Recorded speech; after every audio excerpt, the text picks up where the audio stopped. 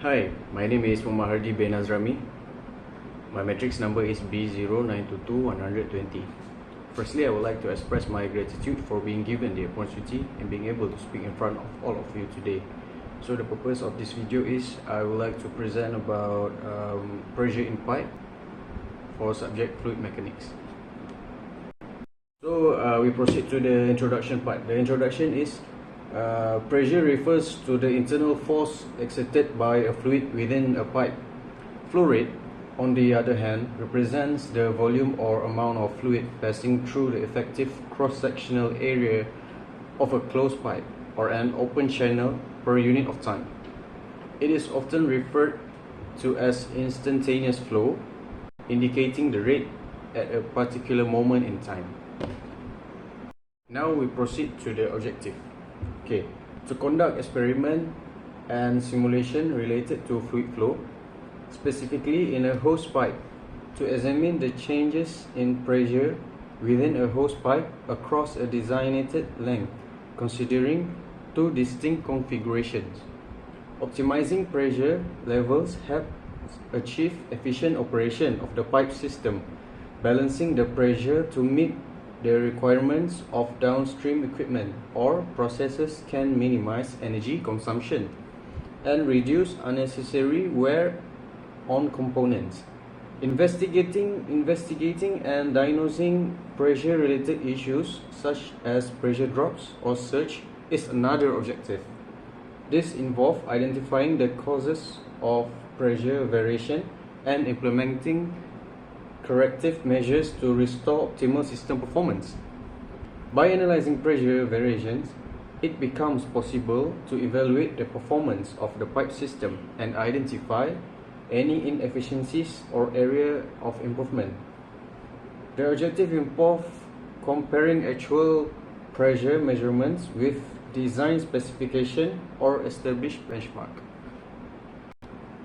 So during completing this experiment, we need to have a couple of, for this case we need to have 6 equipment, which is single connector, T connector, hose pipe, measurement cup, hose clip and stopwatch. For the extra part, I have also buy extra water hose, the green one, and also what I need to tell that I think it is also important because when we cut the pipe, we need to make sure that we cut the pipe at 90-degree angle so that the pipe and the tube can seal properly. So we proceed to the procedure part. Prepare all the equipment and tools. Firstly, cut 4 water hose with the length of 1 meter each. Secondly, drill 4 to 8 holes for all water hose. Thirdly, assemble all water hose to shape one straight line for first experiment. Fourthly, open water source so that water flow in the pipe and record the data.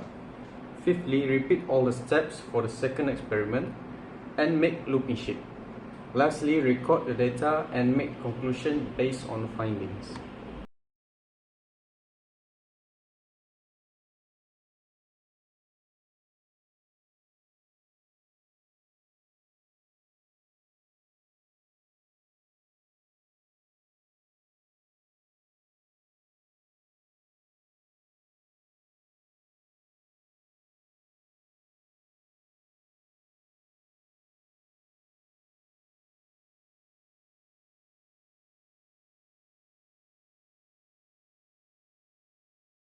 So for the result part, we can see that the closed loop system, the water velocity and height are almost the same, and we also can see for the straight system, the water at the first point is higher than the end point. Next, for the simulation part, we can see that for the average facet value for the closed loop, the average facet value is 400 Pascal, and for the straight line, the average facet value is 0 Pascal. So for the calculation part, firstly we need to use Bernoulli equation. and we need to set for the system to become frictionless, and Z1 equals to 0, which is the reference level. So for the velocity 1 and velocity 2 are equal to 0 because it was at the highest point. And P2, pressure 2, is the atmospheric pressure. So P1 equals to P2 plus Z2 times with gravity and also density.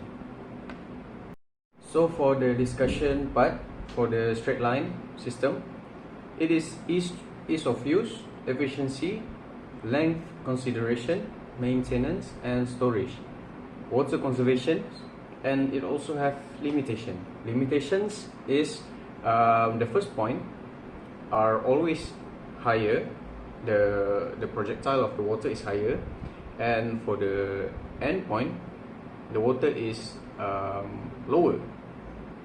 The height is lower, and also the velocity of the water at the end point is slower. So between the first point and the end point, the first point can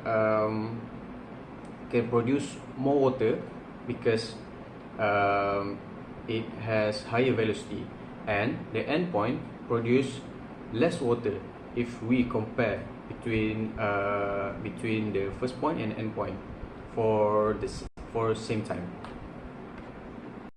Discussion closed loop. Continuous water circulation, consistent pressure, enhanced efficiency, temperature control, limited reach, complexity, customizability. That's all the points for the discussion part. Okay, I will explain about the limited reach. When we compare about closed loop system to straight line system, closed loop system have limited reach if we use the same length of water hose. Okay, that's the first point.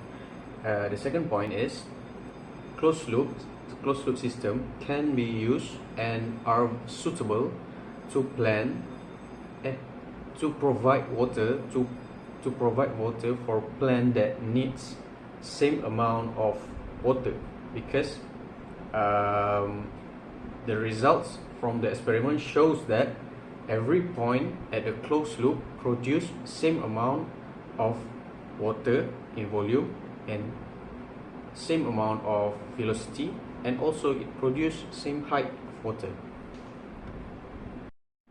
In conclusion, a closed loop water hose configuration offers several benefits for specific application. The continuous water circulation within the loop ensures a consistent pressure and can be advantageous for maintaining stable water flow and pressure sensitive equipment or processes. The closed loop design also enhances efficiency by minimizing pressure drops, energy loss compared to an open-ended hose system. Additionally, it allows for temperature control by circulating water through a heat exchanger or cooling unit. However, it's important to note that a closed loop configuration may have limitation in terms of reach and complexity. Overall, the suitability of a closed loop water hose configuration depends on the specific requirements and objective of the applications.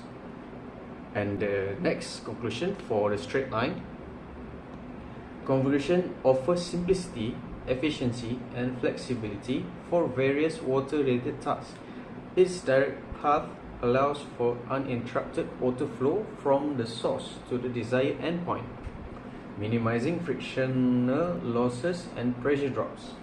This configuration is easy to use, maintain and store, making it a convenient choice for everyday applications such as gardening or car washing. Additionally, a straight line hose enables precise targeting of the water stream, aiding in water conservation efforts. However, it's important to consider that the length of the hose, as longer hoses may experience greater pressure drops. Overall, a straight line water hose configuration is a reliable and versatile option for efficient water delivery. Thank you for your time.